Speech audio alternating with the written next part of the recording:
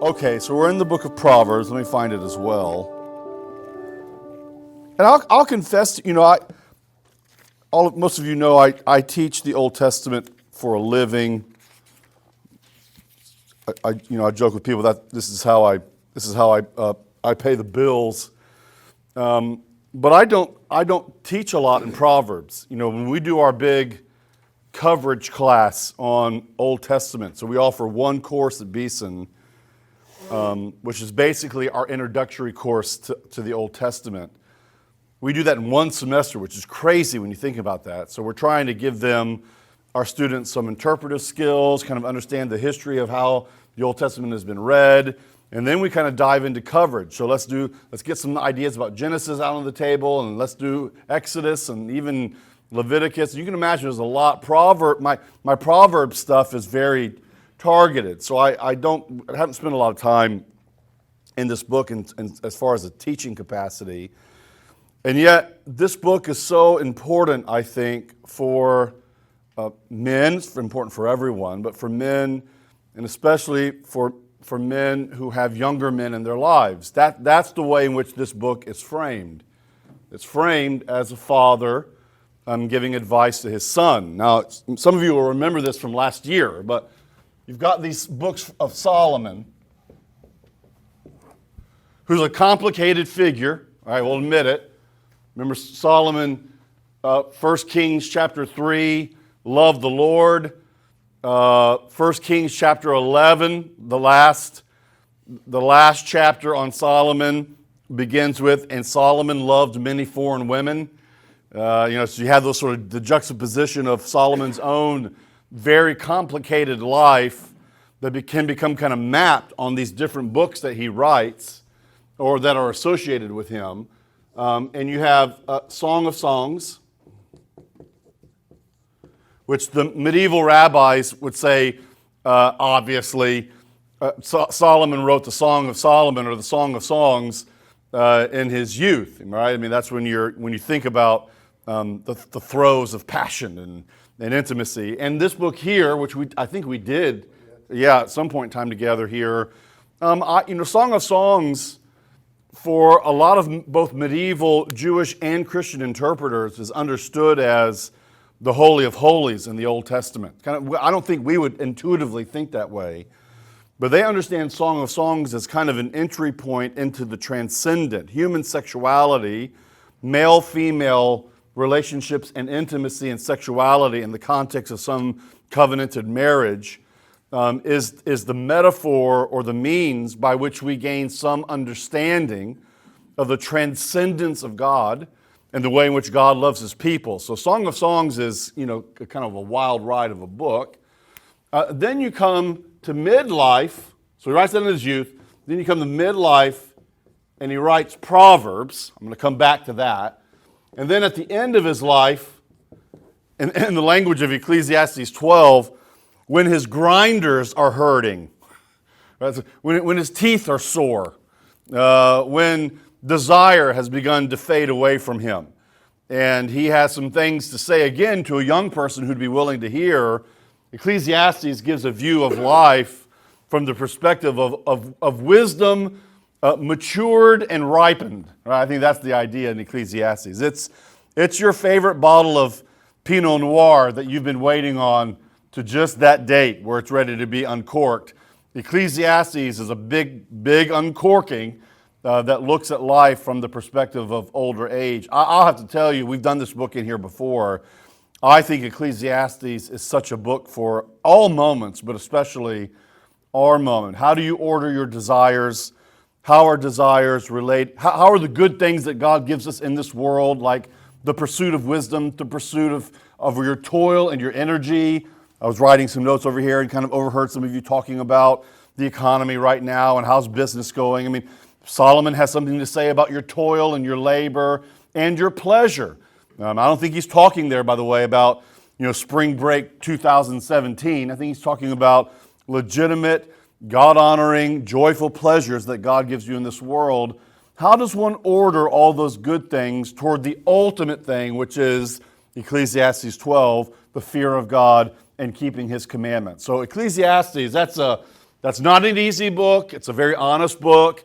It both hugs you and punches you at the same time. That's that book. I mean, he writes that from older age, but Proverbs is middle age. Now, of course, you know that this is somewhat relativized. Because if you look at Proverbs chapter 1, I want you to see these first few verses in Proverbs 1. The Proverbs of Solomon, son of David, the king of Israel, for gaining wisdom and instruction. Notice all these words that he uses. He's about to give you a linguistic soup or stew of words on wisdom and the search of knowledge. For gaining wisdom and instruction. For understanding words of insight.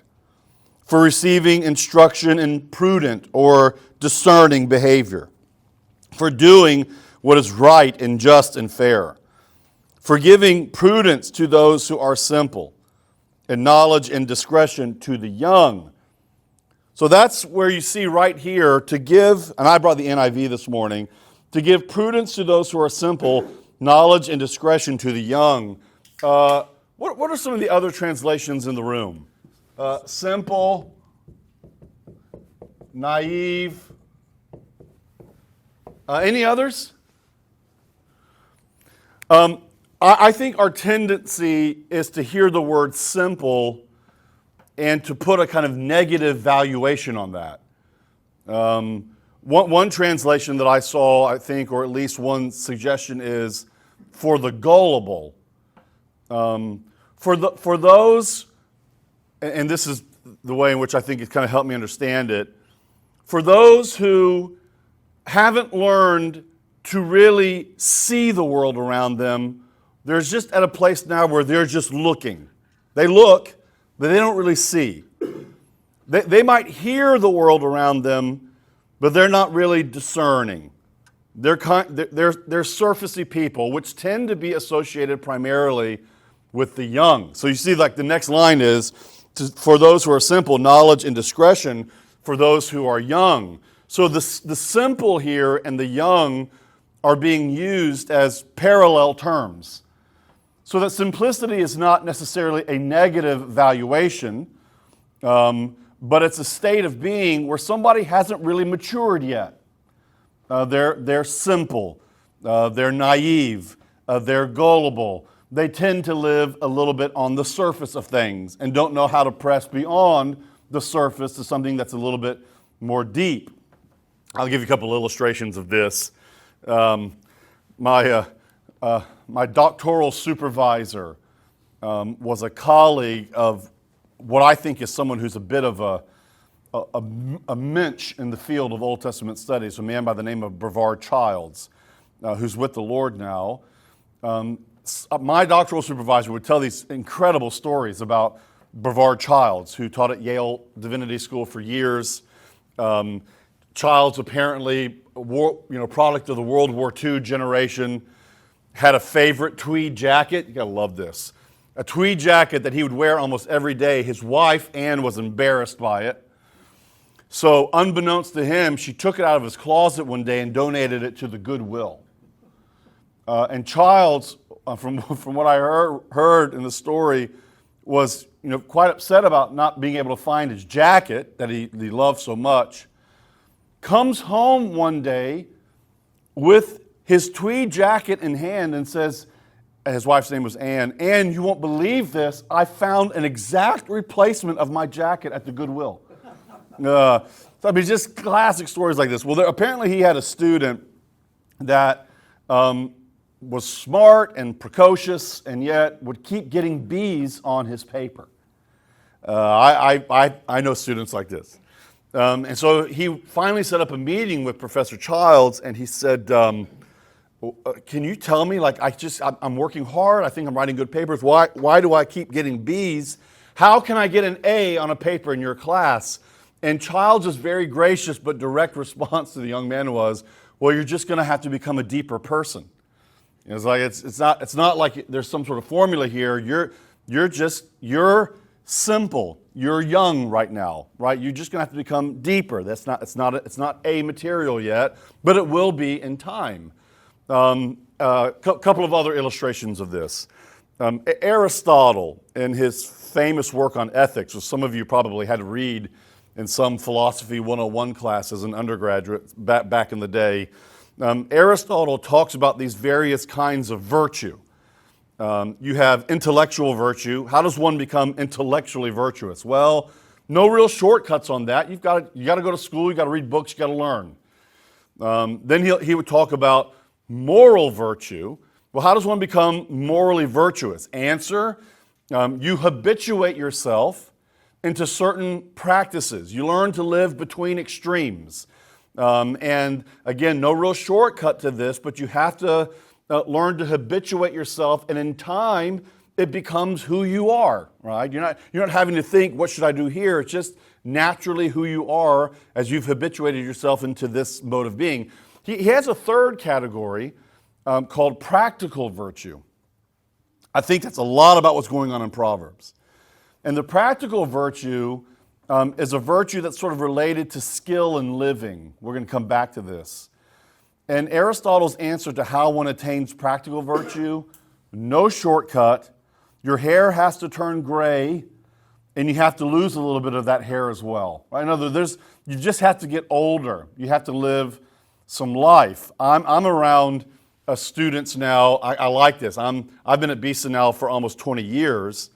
I'm around a lot of 20-year-olds. I mean, my life is around mid-20-year-olds primarily, and that's so good for me because I keeps me young.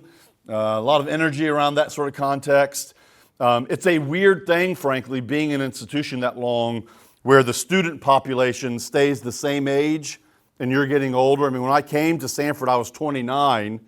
My students kind of looked like me, actually, right? Well, they've stayed the same. The undergrads at Sanford have stayed the same, and now I've got these co-eds. Can I open the door for you, sir? Do you need help getting up the stairs? That sort of thing. It's like, well, that's kind of how it goes. But I listen to some of my students' sermons, and they are bright, and they are insightful, and they are energetic, but they're 24, they're 27. Right? Their life experiences are limited. And there's a sense in which they can only go so far. That's what the book of Proverbs is helping young people, or an older person helping a younger person think through how one moves from youth, naivete, simplicity, gullibleness, to the ability to see and to actually hear and understand and to perceive and to understand the way in which the world works as it relates to the way in which God has created it. That's the dynamic that's at play. I was on the phone with a friend of mine recently. It was great. He's a man of a lot of wisdom. I've known him since he was a teenager, and he's just grown to be one of my wisest friends. I would never make any life decision without getting on the phone with my buddy in South Carolina. Well, his youngest son just got into a little bit of trouble, not big trouble, but got into a little bit of trouble. And he told me, he said, I had this long conversation with him. And he said, and I told him, I said, one of the things I really appreciate about you, son, is you really do learn from life experiences. Like when you get punched in the mouth, or when you mess up, I'll have to say, you tend to, and the thing that had happened to him, the young man got caught, and he responded well, and he was repentant. And so you really, really learn from life experiences. But then he went on to say, but I really wish you would learn from wisdom.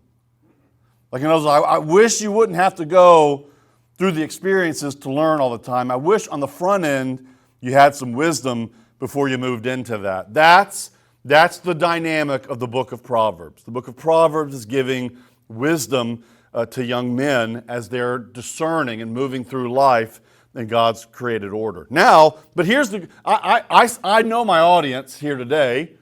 I see you all. There's no 24-year-olds in here. I get it.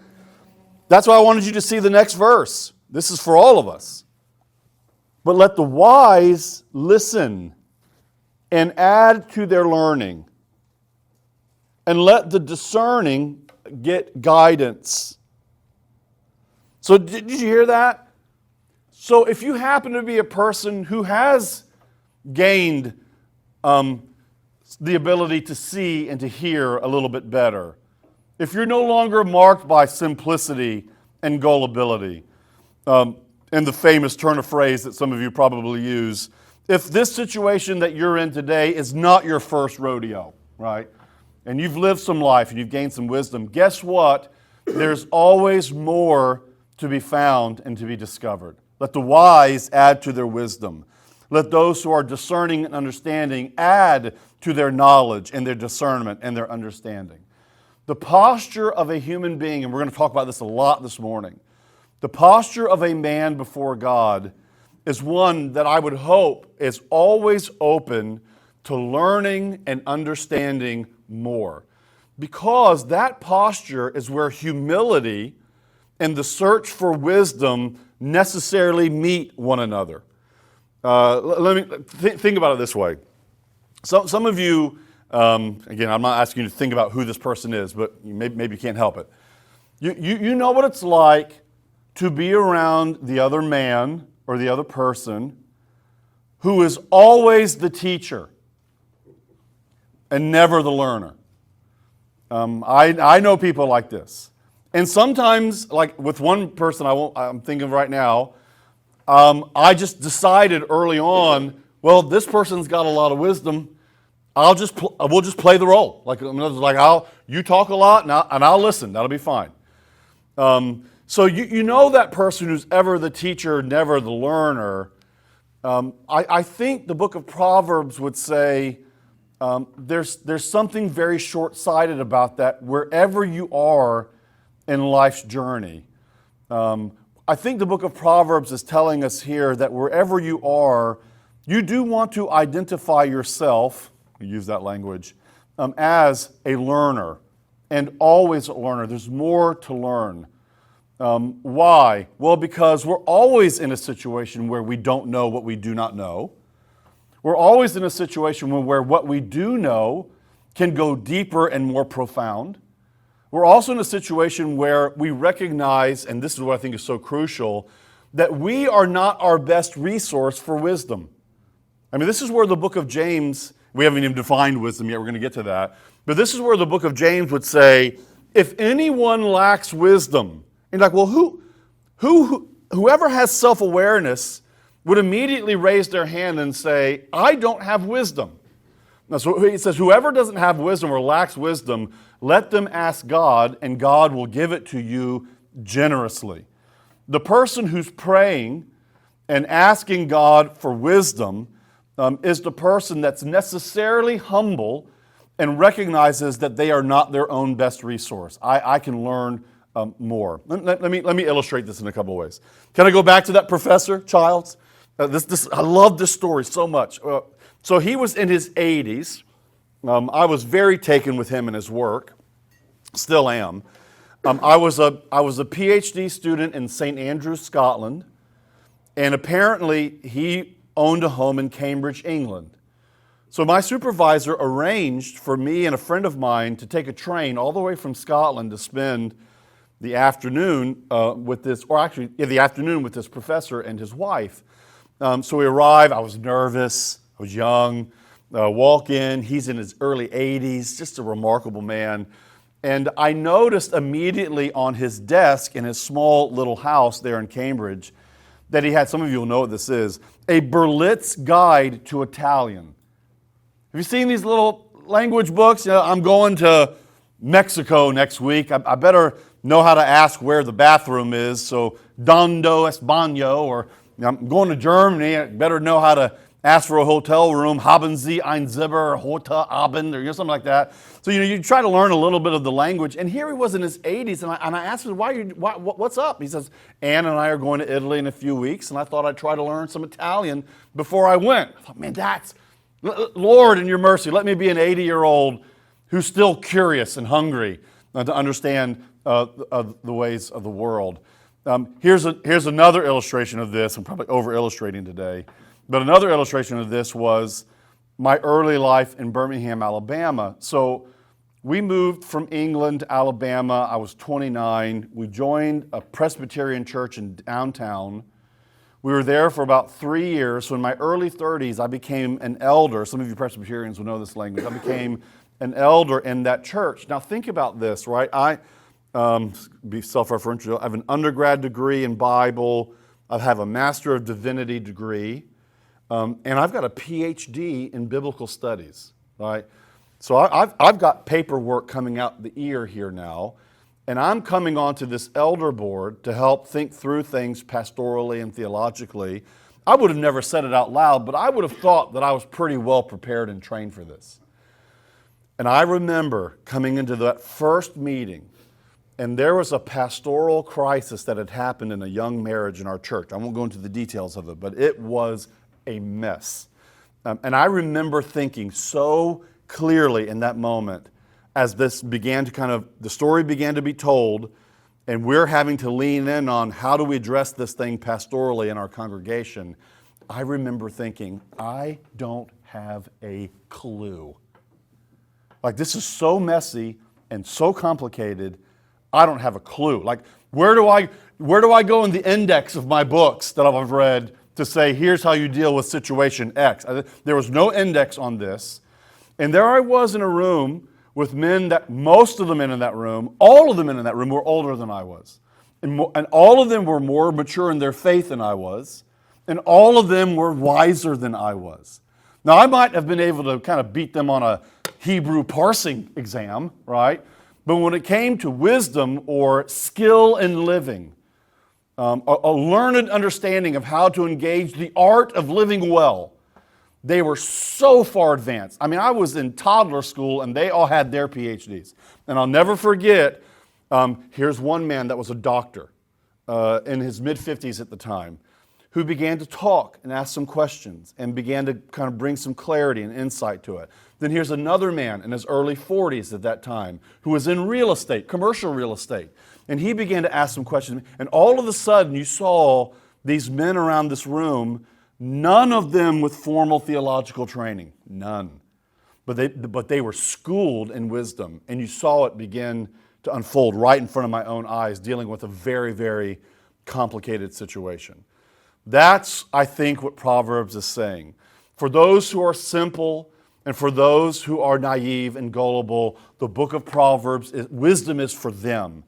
But for those of us who have some wisdom, or for those of you who have some discernment, you've lived some life, there's always more. It can never be exhausted. If wisdom has its ultimate source in God and God alone, then wisdom is infinite, right, in its source, and can never be something that we possess and becomes ours by right, or we can put a bow on it, now we're done. I'm convinced, and we're going to kind of come back into the book here, I'm convinced, gentlemen, that so much of our lives as Christians trades on the right deployment of wisdom. What is wisdom? Again, it's that skill. It's an art.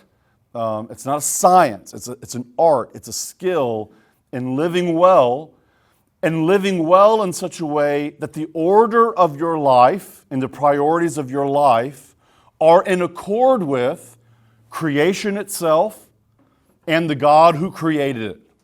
So an ordered life that's in accord with creation itself and the God who created it, because there is so much of life that requires wisdom when discerning what kind of action to take in the complex situations that come before you. Think about it this way. Here's one example. The Bible has a lot to say about parenting. Well, let me rephrase that. The Bible doesn't have a lot to say about parenting.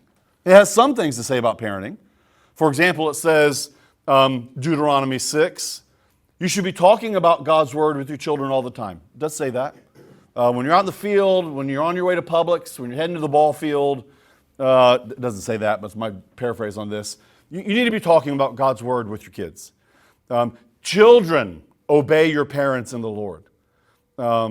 Honor your father and your mother. So obedience, respect. So you've got some basic building blocks. But what does the Bible say about when you should give your child a cell phone? Or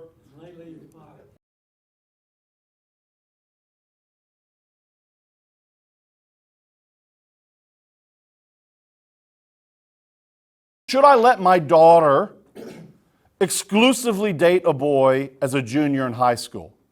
It's a hard one. I got to think through that.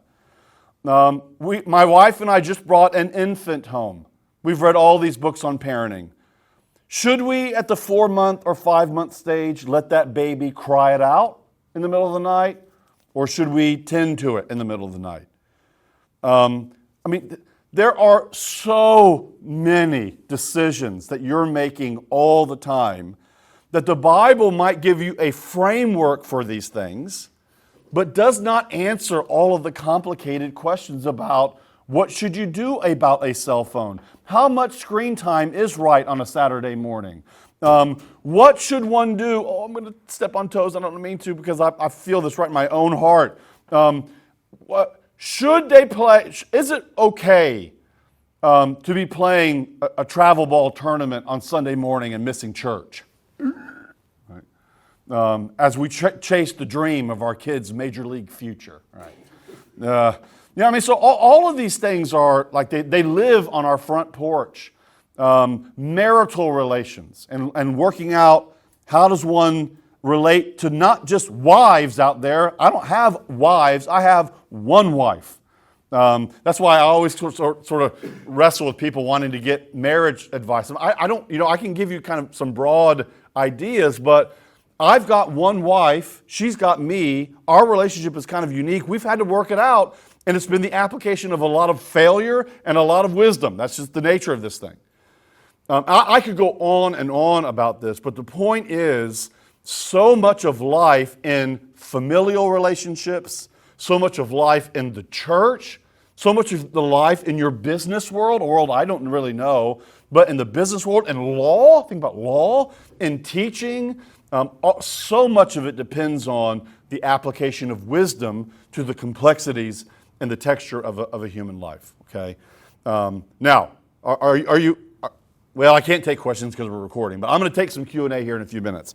I wanted you to see, as we're kind of moving on here, Proverbs 1:7. This is so crucial. The fear of the Lord is the beginning of knowledge, but fools despise wisdom and instruction. The fear of the Lord is the beginning of knowledge. Now, this is where the book of Proverbs puts its particular stamp on wisdom and how wisdom functions for the people of God. You might be surprised to find this out. Some of you, I'm sure, already know this. There are large sections of Proverbs. In fact, I'll even give you the sections if you want it. Proverbs 22, verse 17 through 23:11. You can almost find a carbon copy of those Proverbs in the wisdom sayings of an Egyptian sage named Amenemope.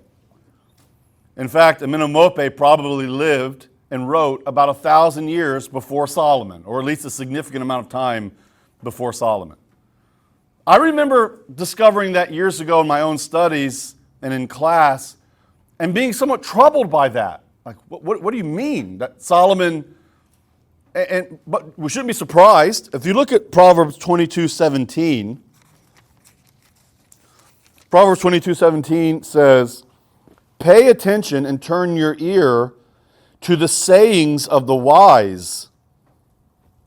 Apply your heart to teach. Apply your heart to what I teach." So, it's as if the author here is letting you know, I'm drawing on other sources of wisdom. I've read the wise sayings of the Egyptian Amenemope, and here's the kicker, and I think they're good enough and insightful enough to put them in this book here that's now in the Hebrew canon of our Old Testament. Remarkable. So I think there's a significant point here. I think the point is wisdom or artful skill in living releases you to find wisdom wherever it can be found. If it's wise and applicable to a skilled and ordered life that reflects the creation itself and the God who created it, then whatever the source is, whether they're Christian or not, you go find wisdom wherever you can find wisdom. This is why, back in my day in the 90s, the Stephen Covey books was that his name? Oh, they were so huge. 7 Habits of a Highly Ordered Life. What's the new one? The guy that writes the Getting Things Done? I don't remember his name. But all of these sort of pearls of advice for how to order your time and your schedule, and how, as I was taught, how your to-do list serves your calendar, not your calendar your to-do list, right? In other words, like, you only have so much time, so you live in the time that you have, and you let your to-do list serve that, not the other way around, because that's just, there's all kinds of wisdom out there. And I think you'd say find it wherever that you can find it. You want to know a funny place where I've been finding some wisdom lately? You're going to laugh at this. My toilet reading, is that appropriate to say in a public setting? My toilet reading has been this book by a guy named Dorfman, leading sports psychologist, called The Mental ABCs of Pitching. Who are my baseball people in here? Roy Halladay, the pitcher, Cy Young Award winner, Hall of Famer, died in an airplane crash off the coast of Tampa, Clearwater, several years ago. Very sad. Anyway, Halladay credits this book for helping to save his career. And he gives all of this insight into, so it's ABCs. So you go to the A's. What does a pitcher do with anxiety? You go to the B, bad behavior. C's, consistency, competitor. You get to the F's, first inning, fifth inning, ninth inning. Why are those especially challenging? And there's so much insight in this book, not just for baseball, but just for life. I love reading it. And I think Solomon would say, good for you, Gignilliat. Maybe not the best place you'd go to find wisdom, but hey, if you can find it in a Mental ABCs of Pitching book or some business book or the Harvard Business Review or whatever you read, find wisdom wherever it can be found. But here's where Proverbs puts its stamp on this. Proverbs puts its stamp on the pursuit of wisdom with this 7th verse in the 1st chapter. But the fear of the Lord is the beginning of knowledge. The fear of the Lord is the first principle upon which all of that searching for wisdom is built. I think of it this way. The fear of the Lord is both the front door and the lens for wisdom.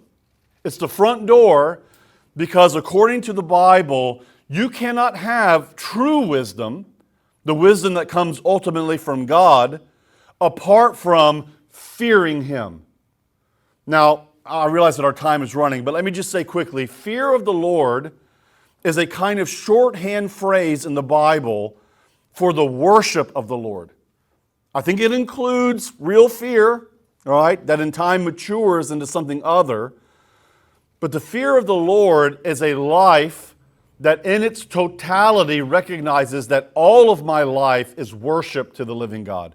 Not just what I do on Sunday, not just the check that I drop in the plate on Sunday, but my legal life, my business life, my teaching life, my economic life. All of my life is lived toward the glory and the worship of God. Here's a definition of fearing the Lord from Bruce Waltke. I thought this was good. To fear Him means essentially to submit to His revealed will. And whether that revealed will is from Moses or that revealed will is from Solomon. In the book of Deuteronomy, the fear of the Lord is used in the same way as the love of the Lord. To fear the Lord and to love the Lord in Deuteronomy is almost to say the same thing. And what is loving the Lord in the book of Deuteronomy? Exclusive loyalty and devotion to the Lord and the Lord alone. No other gods but Him. So here the book of Proverbs is telling you that the front door to wisdom is the fear of the Lord. So that's where it's the front door. It's the basic principle. But secondly, it's also a lens. And I think this is really important.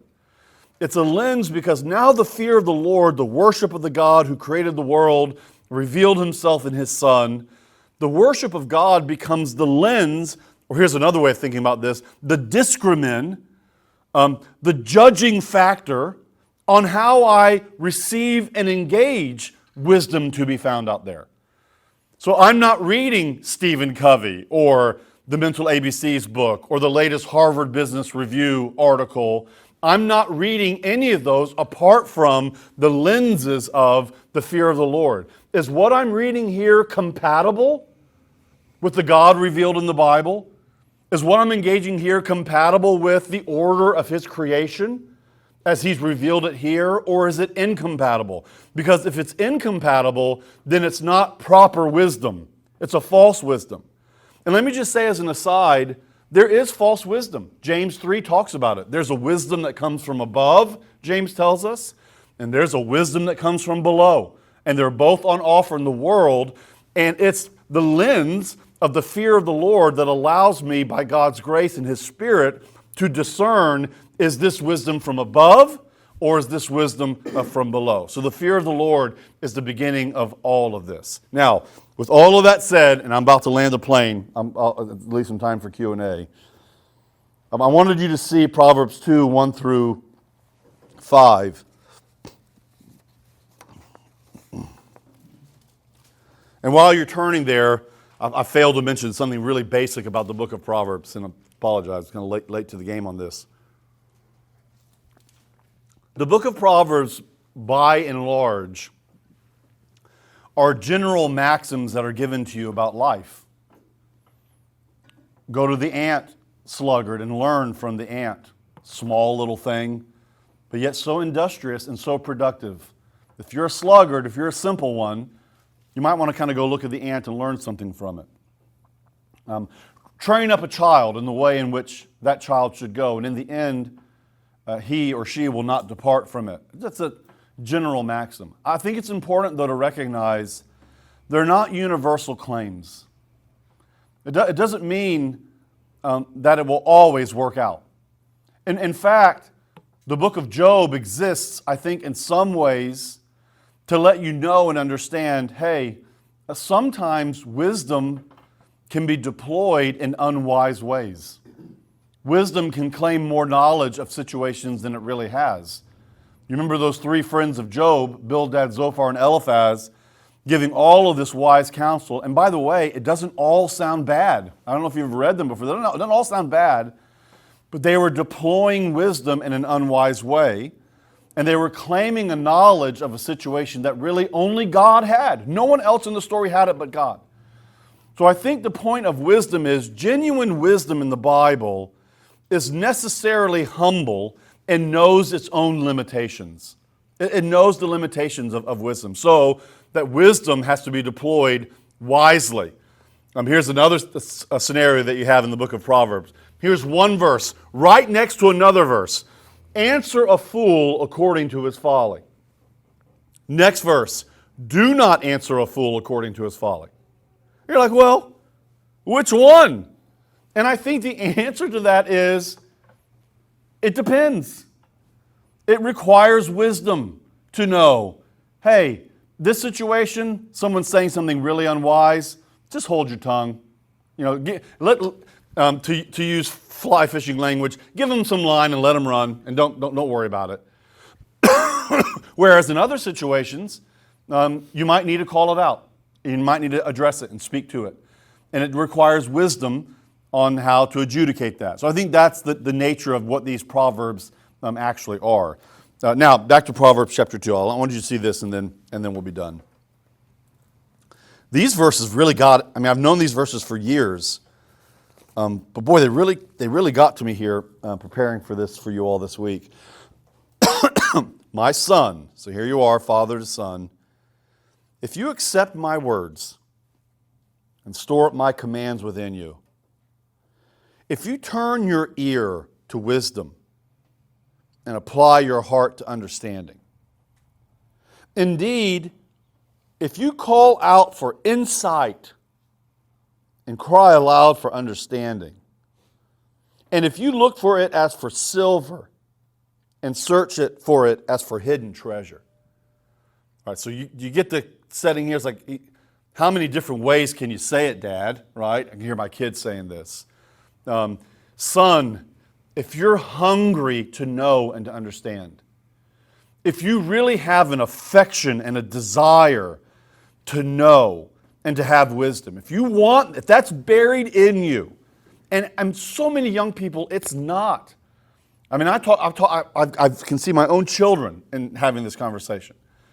One of the things that I stress to them, and I'm not sure all of them are picking up on this, but I do stress it, is how important it is for you to be teachable. Just to be teachable. To be soft.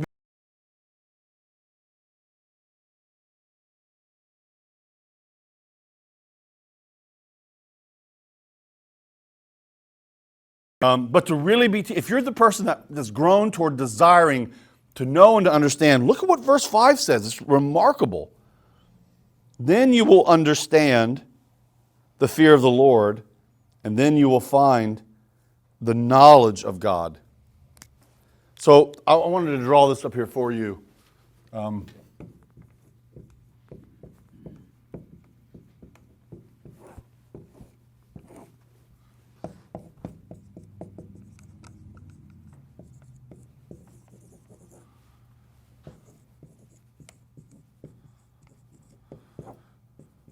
All right, so you desire to know, you desire to understand.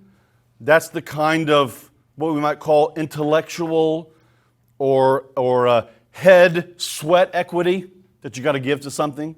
Got to kind of work at it. Obedience, you've given your heart not just to know, but to want to live by God's grace into that properly ordered existence. Linked to intimacy with God. Knowing God in the Old Testament is to be intimate with Him. So here you see this incredible depiction and description of the man and the woman before the Lord who yearns to know and to understand. And those who yearn to know and to understand not just for knowledge's sake, but for wisdom's sake, which means I'm taking that which I know and I'm artfully and skillfully, by God's grace, putting it into practice in the way in which I relate to my neighbor, and to my family, to my business life, that itself is all linked up with being intimate with God Himself. To know God, to engage God, is in and of itself the life of wisdom. It's one of the reasons why in the Bible there's always this intersection between the vertical, knowing God, worshiping God, fearing God, and the horizontal, love of neighbor, wisdom, how one engages their children, how one engages their wife, how one takes the knowledge of God into the public sphere of my existence. And the Bible says, wherever you plot yourself on this, right, this journey, there's always more wisdom to be gained. There's always more knowledge to be had. There's always more insight and discernment and understanding to be offered. Why? Because God and intimacy with God is limitless because of who He is. The wise person is more often than not the person that's not all that self-conscious of their wisdom. You know what I mean? In other words, and that's not fair either, because I do think that people know, like, I've been around the block a little bit, and I've got some things to offer on. So I don't want to downplay a kind of or claim some sort of false humility. No, I'm not talking about that.